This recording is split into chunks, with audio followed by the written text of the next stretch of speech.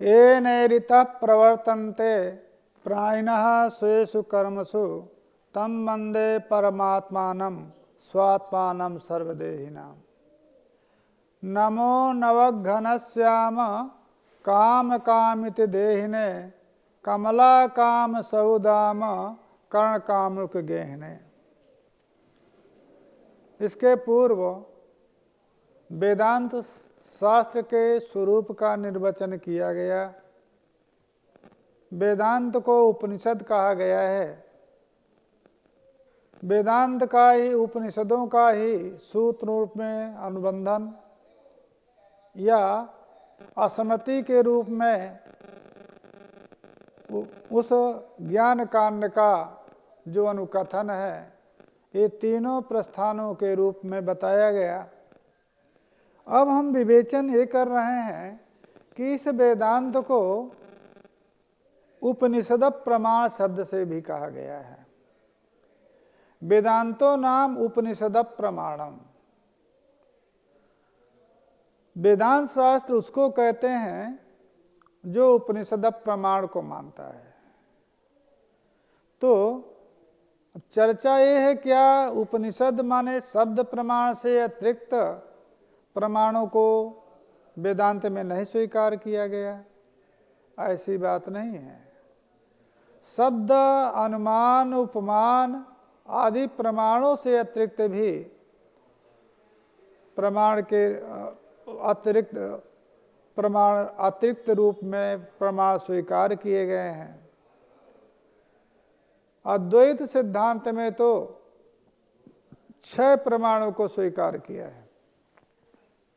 प्रत्यक्ष, अनुमान, उपमान, शब्द, अर्थापत्ति और अनुपलब्धि। अनुपलब्धि यानी अभाव को भी प्रमाण के रूप में स्वीकार किया गया है। तो फिर उपनिषद प्रमाण कैसे इसको कह सकते हैं?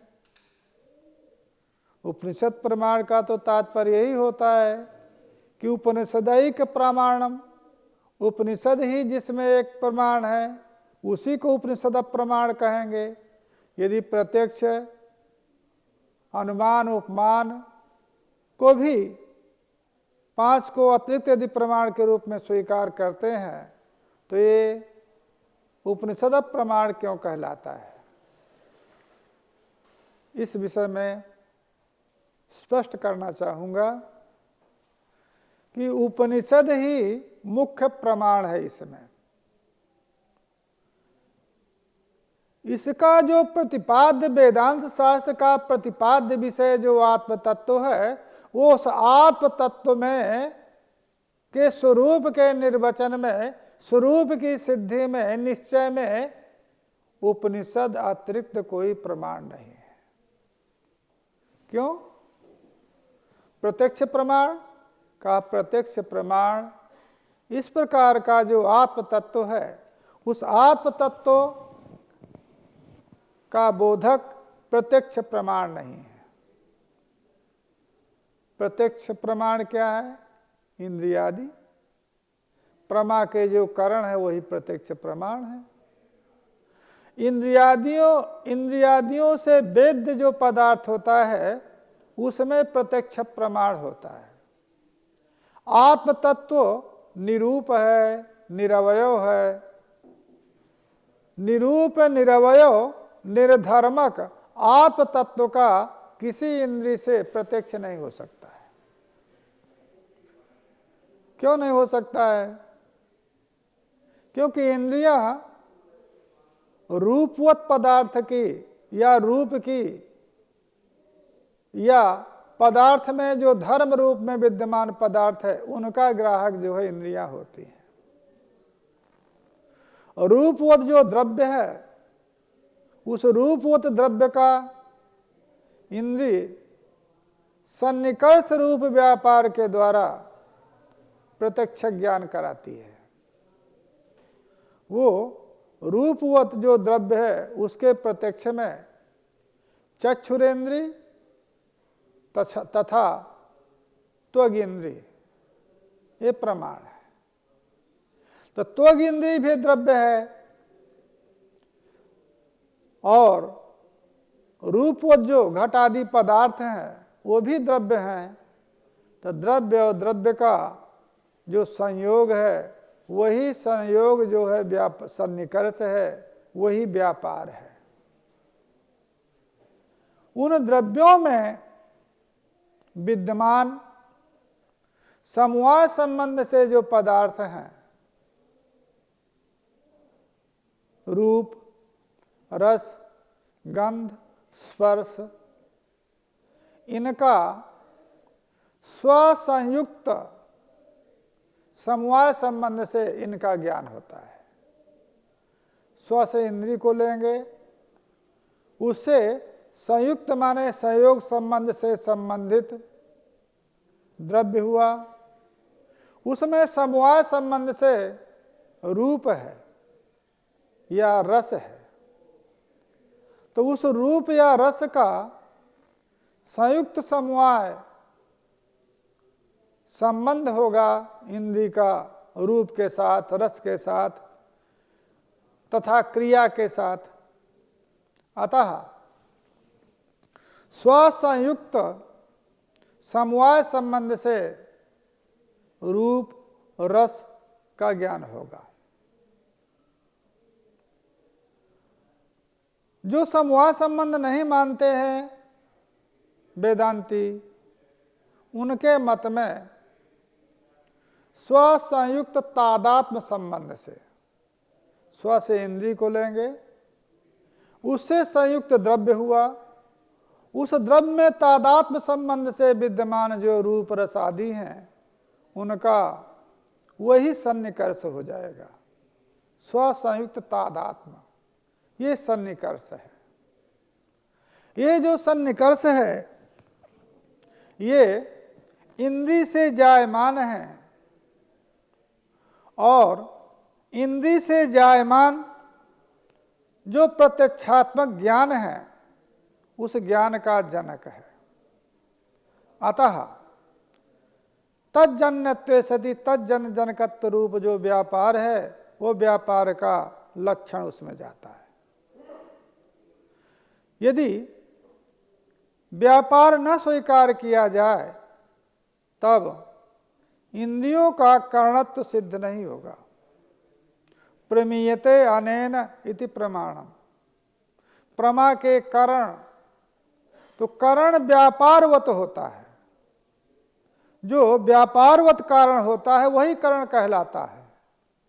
तो यदि इंद्रियों के द्वारा जो जायमान ज्ञान है उस ज्ञान में यदि मध्यवर्ती कोई व्यापार न स्वीकार किया जाए तो इंद्रियों का करणत्व नहीं सिद्ध होगा। इसलिए ये जो सन्निकर्ष हैं वो सन्निकर्ष व्यापार के रूप में अभिमत हैं, और वो उस सन्निकर्ष व्यापार के उत्तर में ज्ञान की उत्पत्ति होती है।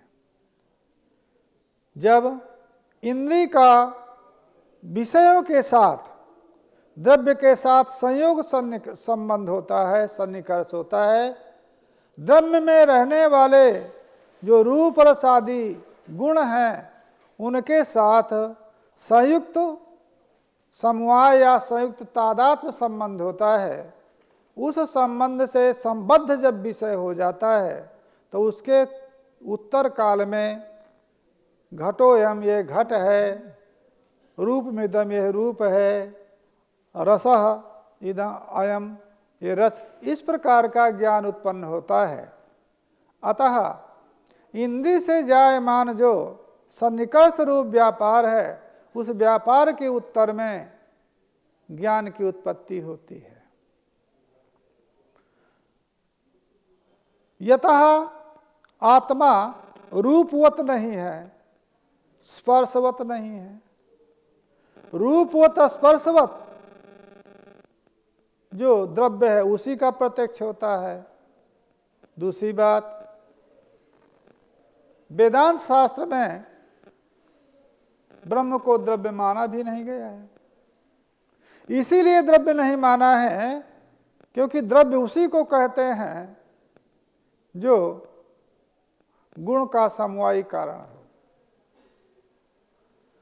ये जिसमें गुण समवाय संबंध से उत्पन्न होते हों, आत्मा में कोई भी उत्पत्ति तात्विक नहीं है। आत्मा में जितने पदार्थ हैं, आत्मा की जहाँ उपादानता भी कही गई है, वहाँ पर भी उपादेय भूत कार्य को अतात्विक कहा गया है। अतात्विक कार्य के प्रति अधिष्ठान के रूप में आत्मा कहा गया है। अतः समवाय संबंध से गुणादि की उत्पत्ति, क्रियादि की उत्पत्ति ब्रह्म में नहीं है, इसलिए ब्रह्म द्रव्य भी नहीं है। एवं जो द्रव्य का प्रत्यक्ष मानते हैं, उनके यहाँ भी रूपवत द्रव्य को प्रत्यक्ष मानते हैं। आत्मा तो निरूप है, कोई रूप तो आत्मा में है नहीं। अतः यदि द्रव्य कथनचित स्वीकार भी किया जाए तो सभी द्रव्यों का प्रत्यक्ष नहीं होता है। आकाश भी द्रव्य है, काल भी द्रव्य है, दिशा भी द्रव्य है, मन भी द्रव्य है, परंतु इनका प्रत्यक्ष नहीं होता, क्योंकि इनमें रूपवत्ता नहीं है। क्योंकि द्रव्य के प्रत्यक्ष में उद्भूत रूपत्व और महत्व, ये कारण, दो कारण होते हैं। उद्भूत रूपवत्ता होनी चाहिए और महत्व रहना चाहिए, और जिसमें रूप ही नहीं है तो उद्भूत रूपता कहाँ से आएगी। परमाणु का प्रत्यक्ष इसलिए नहीं होता क्योंकि उसमें महत्व नहीं है, उद्भूत रूपत्व नहीं है। त्रिशेणु का प्रत्यक्ष होता है क्योंकि त्रिशेणु में उद्भूत रूपता भी है और महत्व भी है। द्रणुक पर्यंत प्रत्यक्ष नहीं होता है। द्रणुक रूप जो इंद्रियां हैं, उनका प्रत्यक्ष नहीं होता, इसलिए कि वहां पर महत्व नहीं है और रूपवत्ता नहीं है। त्रिशेणु में रूपवत्ता है तथा स्पर्शवत्ता है, तो त्रिशेणु का प्रत्यक्ष होता है। इसलिए यदि आत्मा को तुष्टद दुर्जन्यायेन, यदि आत्मा को द्रव्य हम स्वीकार करें, तब भी आत्मा का प्रत्यक्ष नहीं हो सकता है। आत्मा को गुण मान नहीं सकते हैं, क्योंकि आत्मा किसी का धर्म नहीं है। गुण जो है वो धर्म है, किसी धर्मी में विद्यमान रहते हैं समवाय संबंध है। अतः जो आत्मा है, ये आत्मा किसी में नहीं रहता है किसी संबंध से, अपितु आत्मा सर्वव्यापक है। आत्मा अतिरिक्त कोई कुछ पदार्थ नहीं है, इसलिए आत्मा की सर्वव्यापकत्वेन आत्मा को सभी रूपों में स्वीकार किया जाता है। जितने भी नाम रूप हैं, ये सब नाम रूप आत्मा के ही हैं, क्योंकि एको हम बहुत श्याम प्रजाएय तद इच्छत एको हम बहुत श्याम प्रजाए, इस श्रुति के द्वारा बहुरूपता, जो आत्मा की संकल्पना है, बहुरूपता, नाम, संज्ञा, रूप, आकृति। आत्मा जब संकल्प करता है, ये ज्ञान करना चाहता है कि मैं एक हूँ, परंतु एक रहते हुए मैं अनेक रूप में दृष्टिगोचर हूँ, तो परमात्मा की इच्छा मात्र से अनेक रूपों में दृष्टिगोचरता जगत के रूप में आत्मा की हो जाती है। अतः आत्मा यदि किसी का धर्म नहीं है तो स्वसंयुक्त तादात्म्य संबंध से भी आत्मा का प्रत्यक्ष नहीं होगा। यदि कहें कि प्रत्यक्ष नहीं है, कहा मानस प्रत्यक्ष हो जाए। नैयायिकों ने आत्मा का मानस प्रत्यक्ष माना है, कैसे आत्मा का मानस प्रत्यक्ष माना है कि सुख दुख आदि समवाय रूपेण आत्मा का प्रत्यक्ष माना है। तो सुख दुख की जो प्रतीति होती है, जो प्रत्यक्ष होता है, क्योंकि स्वकीय जो सुख दुख है हमेशा प्रत्यक्ष ही रहते हैं, तो सुख दुख के प्रत्यक्ष होने पर तद आश्रय रूपेण आत्मा का प्रत्यक्ष हो जाता है, क्योंकि निराश्रित सुख दुख आदि होंगे नहीं। तो वहाँ पर उन्होंने कहा कि जो सुख दुख हैं वो आत्मा के धर्म, आत्मा के गुण नहीं है। आत्मा हमारे यहाँ निर्गुण है, निरवयव है।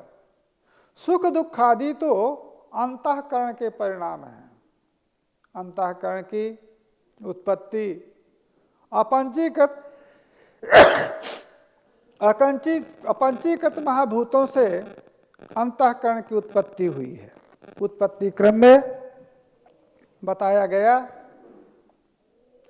तस्माद आकाशा संभूता आकाशाद वायु वायुरग्नि अग्निरापः अद्भ्या पृथ्वी। इस क्रम में तैत्तिरीय उपनिषद में जगत की सृष्टि कही गई।